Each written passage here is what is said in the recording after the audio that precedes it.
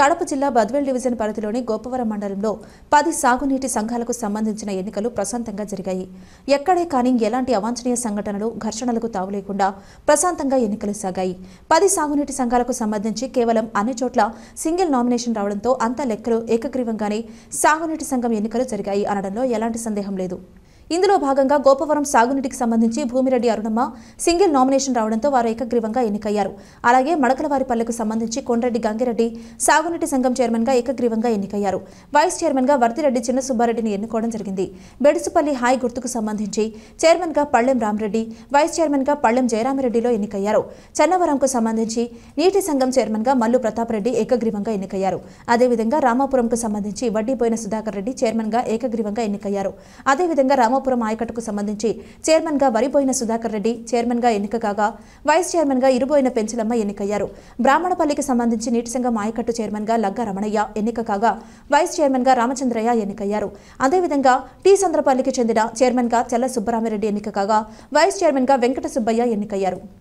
ఈరోజు మన గోపవరం మండలం మడకలవారిపల్లె రాచూరు నీటి సంఘం ఎలక్షన్లో చైర్మన్గా కొండ్రెడ్డి గంగిరెడ్డి, వైస్ చైర్మన్గా వర్తిరెడ్డి సుబ్బారెడ్డి, నెంబర్లుగా మడకల ఓపులరెడ్డి, తంగా పుల్లయ్య, మోడెం శ్రీనివాసులు, చీల శ్రీనివాసులు ఏకగ్రీవంగా ఎన్నికైనారు.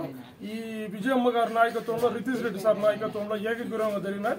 వీళ్ళందరూ మన రాచూరు అభివృద్ధి కృషి చేస్తారని ఆశిస్తూ వీళ్ళందరికీ అభినందనలు తెలియజేస్తున్నాం. గోపవరం మండలం మడకలవారిపల్లె రాచూరు చైర్మన్ గా ఈరోజు ఎన్నికైన మేడం గారు, నితీష్ రెడ్డి సార్ గారు ఆధ్వర్యంలో ఈరోజు ఏకగ్రీవంగా 6 మంది నెంబర్లతో ఎన్నికైనాము. నా పేరు కొండ్రెడ్డి గంగిరెడ్డి, రాచూరు చైర్మన్. అభివృద్ధికి చేయాలని కృషి చేస్తున్నాము 6 మందిని కూడా. నమస్తే.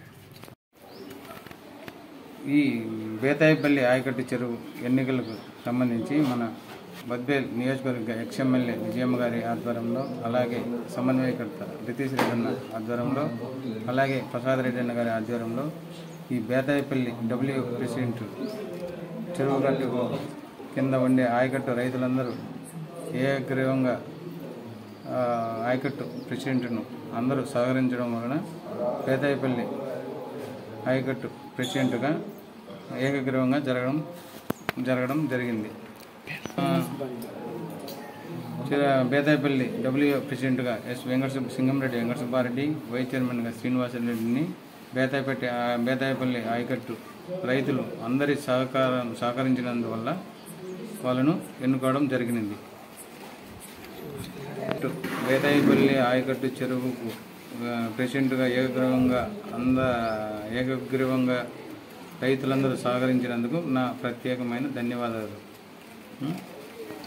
ఏకగ్రీవంగా జరిగినందువలన మన బేతాయిపల్లి చెరువు కట్ట డెవలప్మెంట్ కానీ, సింగిల్ క్లియరెన్స్ కానీ, అదే పిల్ల కాలువ డెవలప్మెంట్ కానీ, మేజర్ కాలువ డెవలప్మెంట్ మన రితీష్ ఆధ్వర్యంలో దాన్ని అభివృద్ధి చేసినందుకు అందరం సహకరిస్తామని బేతాయిపల్లి ఆయకట్టు రైతులందరికీ మా ప్రత్యేకమైన ధన్యవాదాలు. నమస్కారం అండి. నేను తహసీల్దార్ గోపవరం మండలం, కడప జిల్లా. మనకు గోపవరం మండలంలో మొత్తం 10 సాగునీటి సంఘాలు ఉన్నాయండి.